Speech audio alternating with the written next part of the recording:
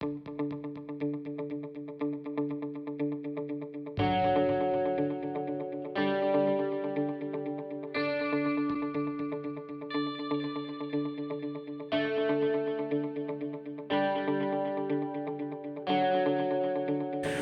guys, well, welcome to another episode of Full Pelt Adventures.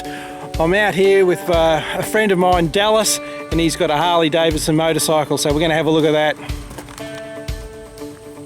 Okay, Dallas, how you going? Good, thanks mate. Thank you so much for the visit.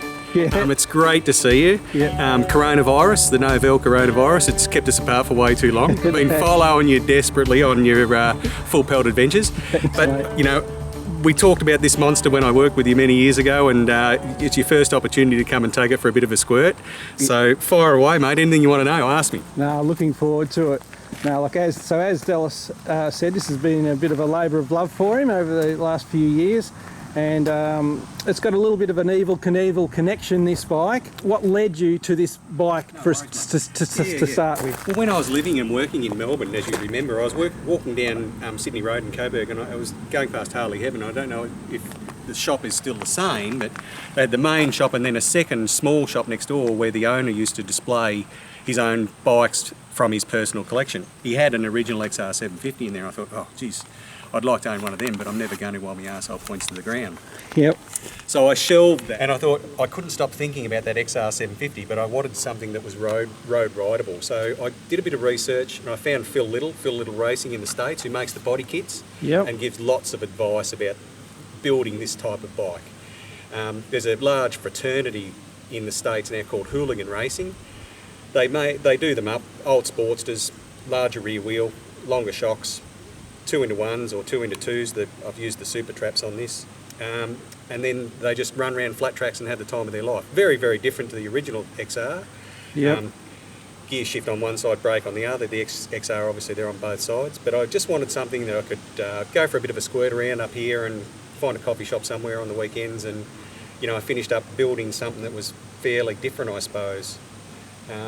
Yeah. You know, as you come over, you'll see a lot of the parts are billet aluminium. I found a guy in Utah called Shane Sorensen who made the rear sets, the triple and the speedo clamp for me.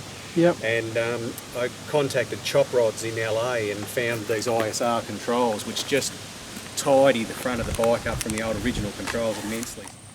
Okay, Dallas, just to wind back a little bit here. So, because I'm not really Harley savvy, not really up to speed with all this, so you were explaining to me that that 750 that you saw in the shop, that inspired you for this bike. So the 750 was a production model that Harley brought out purely for racing. That's exactly right. Doing the flat tracking racing. Yep.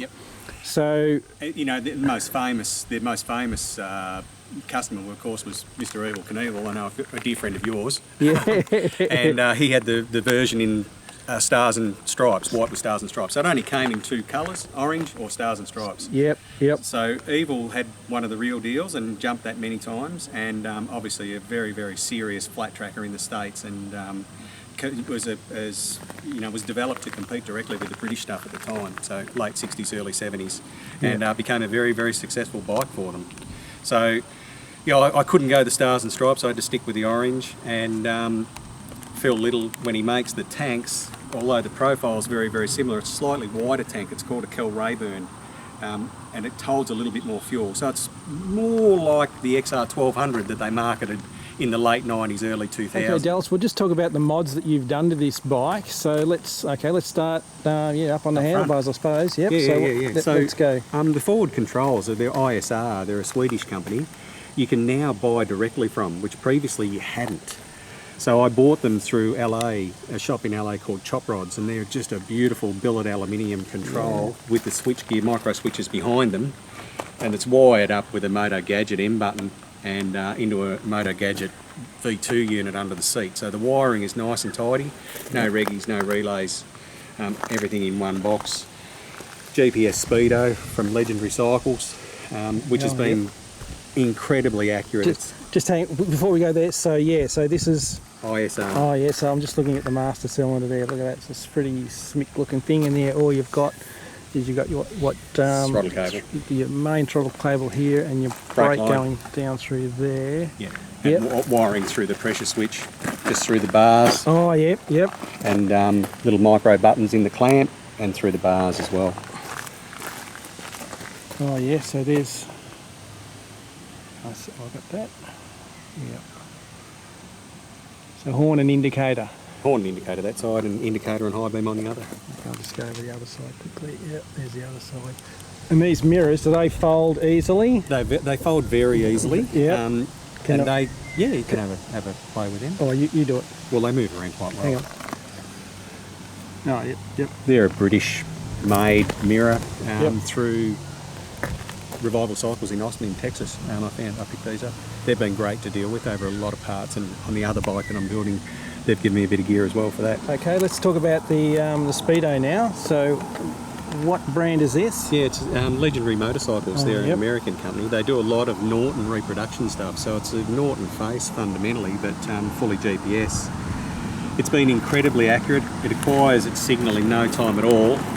Yeah, so Got the sensor just mounted. I shortened the cable off and just mounted it directly to the front of the triple. Yeah. And it's nice and neat and tidy. Instead of having the headlight brow on top of the triple, which is a standard position, I mounted it on the underside to get that headlight down lower and get able to get this down lower with shorter bar brackets. Yeah. that's all there is to the Speedo, just the GPS unit right there. That's amazing. Yep.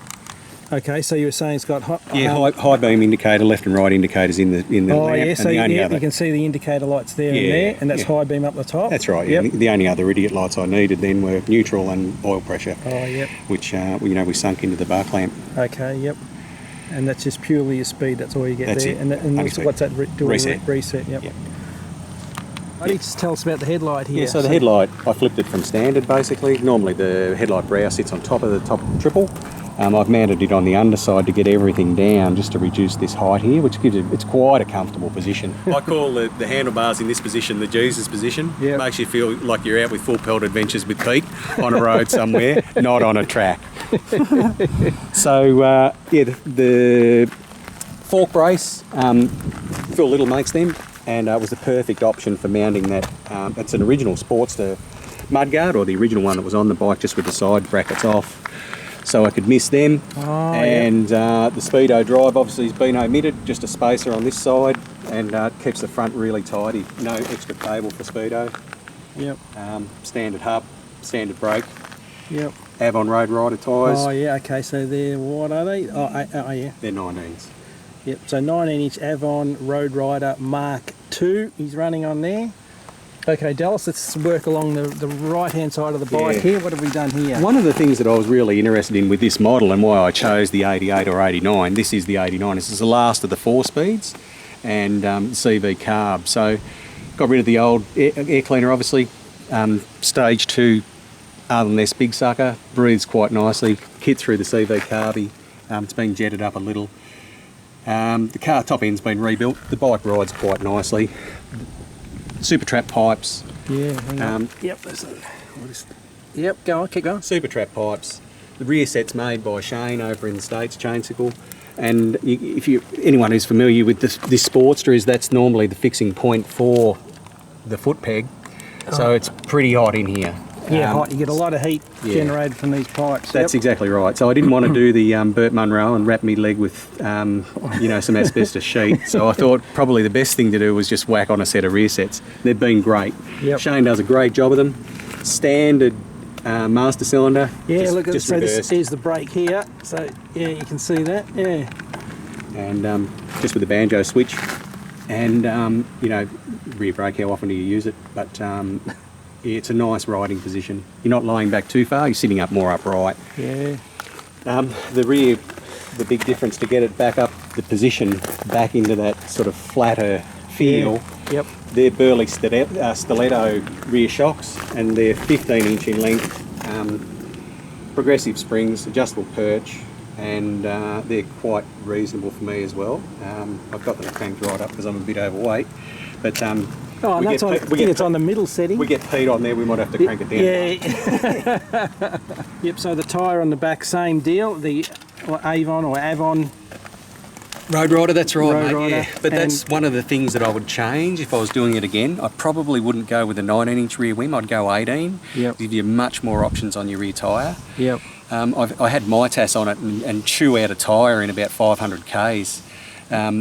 This is a tyre made by Avon for 19-inch wheels, and it's truly reversible. So we'll see how this one goes. They've only been on a short while, but I'm hoping it lasts a bit longer than the Mitas. Yeah, because the Mitas you said was only one directional. That's right. It was a front tyre flipped in reverse, put on the back, and chewed them out in no time. So yeah, which is just an oversight really. I had the rim and thought, oh, I'll just pop a rear hub into it.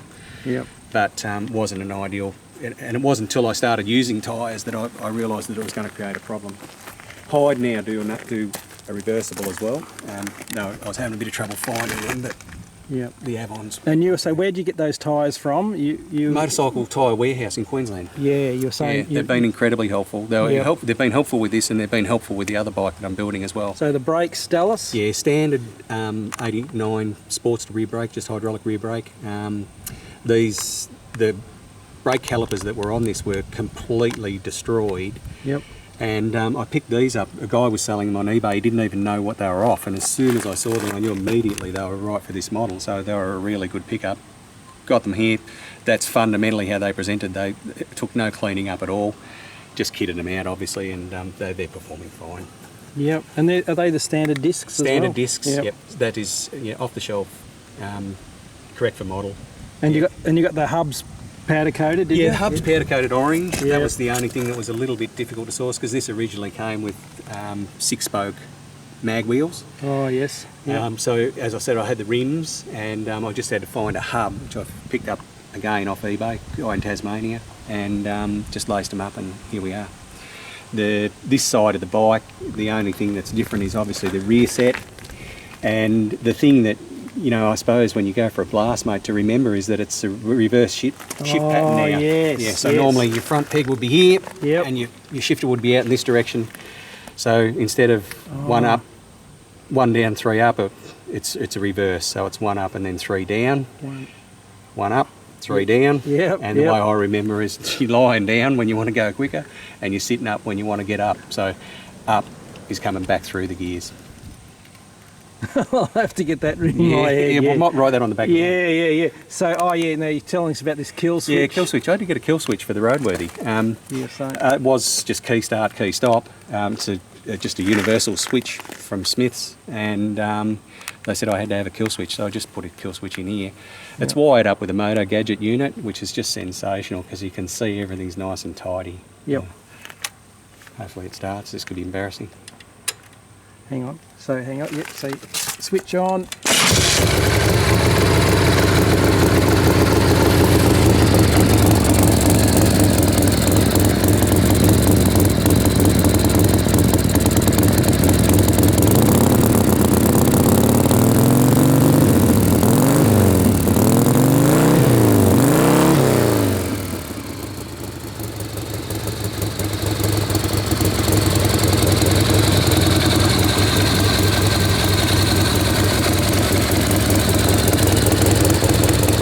Give you a close-up of the oil filler cap as well, and Dallas tells me that this is just a standard. What's got written on there, do you know? Don't know. Your glasses are better than mine, mate. Can't see. Might be able to. Anyway, doesn't. We'll look at that. So down here is the points cover. Yeah, that what you were saying? cover. Yep. Yeah, tell us about that. On the XR1200s, that was the standard points cover.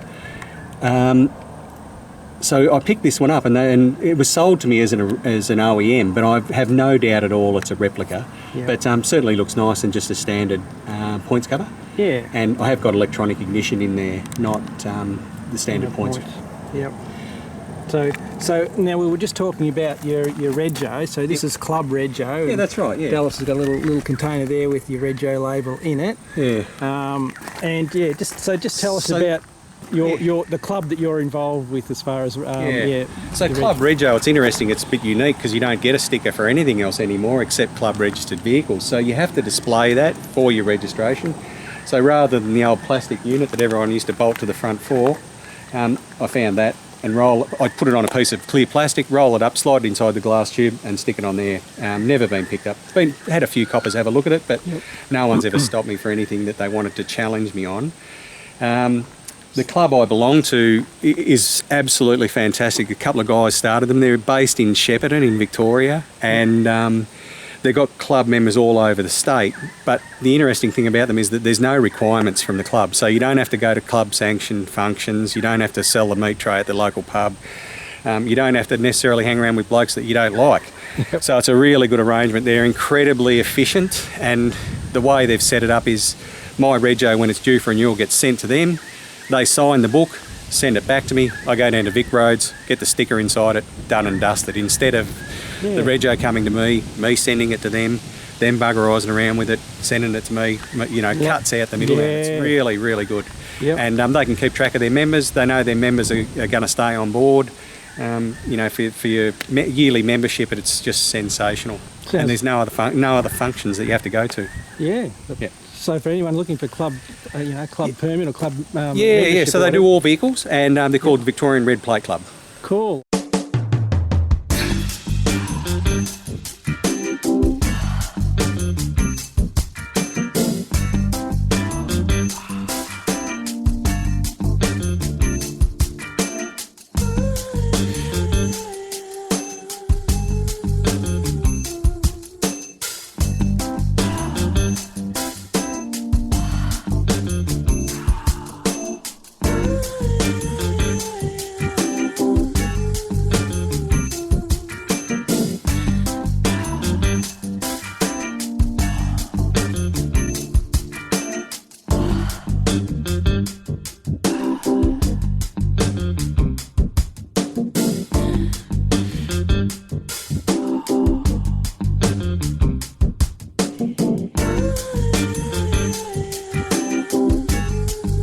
Okay guys, well Dallas has kindly lent me his motorcycle. I'm about to ride it. I've never ridden a Harley Davidson before, so this will be a first time.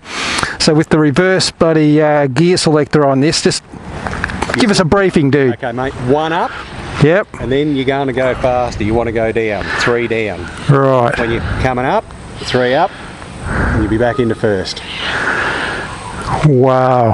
So reverse to what you used to. Yeah. Just think about going down. You're going to be going fast. You want gears to go up. Yep. Coming up, you want gears to come down. You're going slower when you start to sit up. So it's not rocket science, mate. Oh, I think it is. It's not neurosurgery. Yeah. Have fun, mate. Okay, this is the pre-start procedure here. So, yep. Kill switch on. Kill switch on. You won't need choke now. Won't need choke. Key. Oh shit! Cut! Neutral, for Christ's sake! Fucking see, this is where you should have the bloody clutch, bloody switch, you clowns out there. What I wanted to show you was what a good plough Harley Davidson make. Yes, yeah, ploughs here. Yeah, so you should have a clutch switch. There we go. Now it's a typical Harley clutch beat, so they drag. So clutch in and just pull it straight up. Don't worry about it. If you play with it, you'll hear it grinding. Oh, okay. So just let the clutch. So hang on the. Don't hesitate. Just pull it straight up. Oh yeah, yep. Straight up. You'll really hear that stuff. Yep. Okay. Well, it's GPS is acquired. Oh yeah, okay. So you get analog plus the digital readout. Right, yeah. That's up and running. So as soon as you switch it on, I find the signal here. It's really quite good because it's so open. Okay, so Dallas is just saying that it's pretty much straight away the GPS kicks in and it's all good.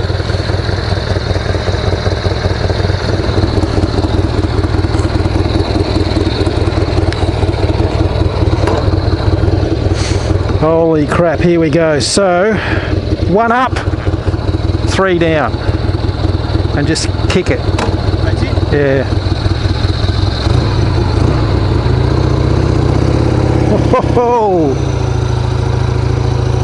Oh, how cool is this?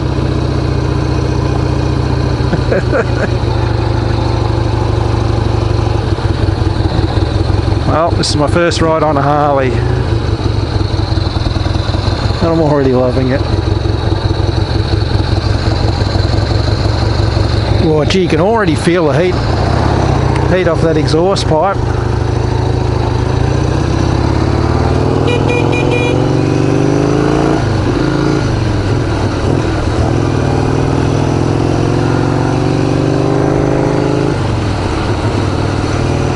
Oh, how sweet is this? Oh man, what a cool bike. Just purring along. This is beautiful. Oh man.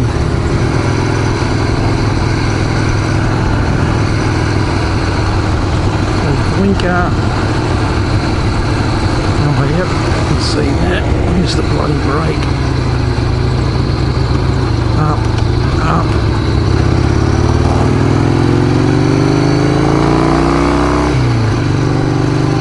Hit it again, oh yep.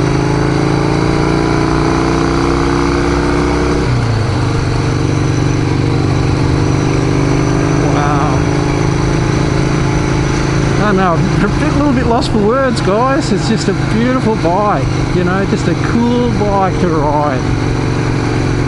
Certainly a head-turning bike. The grips you've got on these are really comfy. Get a little bit of vibration through the pegs, but who gives a stuff when you're riding something like this? Got to think opposite with the gears.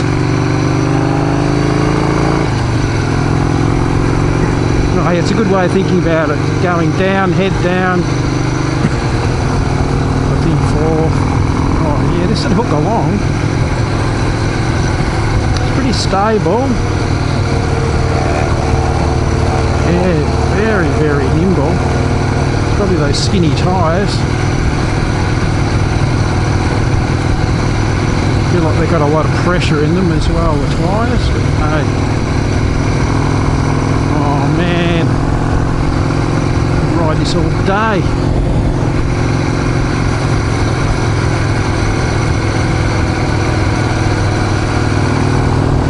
Loving it.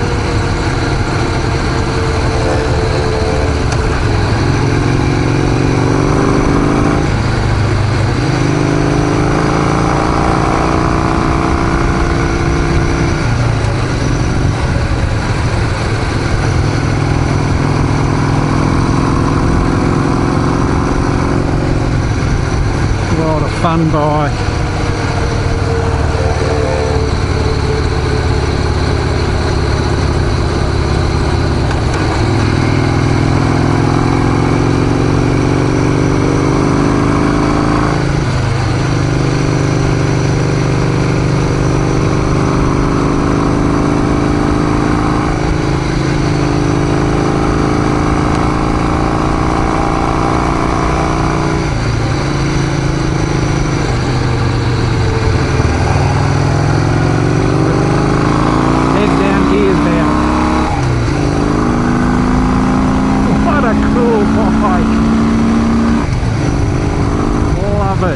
Absolutely love it.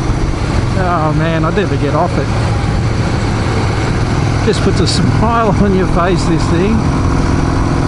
Well, for my first Harley ride, what can I say? This is just brilliant. Just great. Love it. Oh, what a fantastic bike.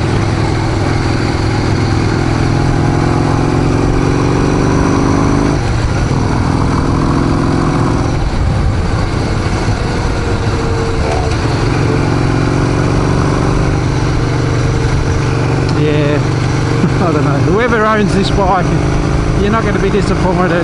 This is beautiful. Like, Dallas is a perfectionist. He does such good work. You know you're going to get a bloody good bike. You can just jump on this, nothing more to do. Just sit back and enjoy this bloody piece of Harley madness. That is so cool. Oh well, sadly the ride's coming to an end.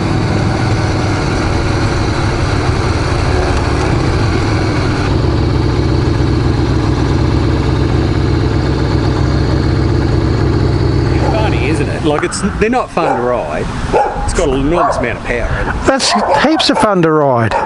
You could not ride that without a smile on your face. Yeah. Mate, what's funny is you go and have a coffee somewhere. Hang on, is it rolling? Yeah. It's like flies to honey. Yeah. A number of people not interested in motorbikes, never owned a motorbike, old women, old men, people who are interested in bikes, they all gravitate to it. What's that? Well, you can read what's on it, but they've just never seen a Harley like that. I know. A girl at the when I went and registered the first time at Vic Roads said, "Oh, I've never seen an orange Harley before." I said, "They only made it in two colours, orange or stars and stripes." Yeah, no, beautiful bike. Absolutely loved it. It's an interesting ride. Like, Yep. It's not modern bikes brakes. Yes, yeah. And it is heavy, but it's not in their original form, in the Sportster form. It's surprising how well they ride because the centre of gravity is lower. Yeah. And there's all the weight. Yeah. So like on those windy roads and stuff, they handle quite well. I was really surprised the first time I rode a Harley. Yep. And but it's just, look what the cat dragged out. Oh, we're going to have a look at this in a minute, boys. Yeah. Hey, Leslie's got a cuppa for you, mate. So we'll have Cool. Yeah, we'll do that. Yeah. And, no worries. And have a look at that one. Project number 2. All right. Look, thanks heaps, buddy. My pleasure. I'm glad I've converted you. Yeah, bugger the Japanese, mate. Go with the Americans. But no, what a cool bike. Well, everyone, I hope you enjoyed that. Beautiful bike.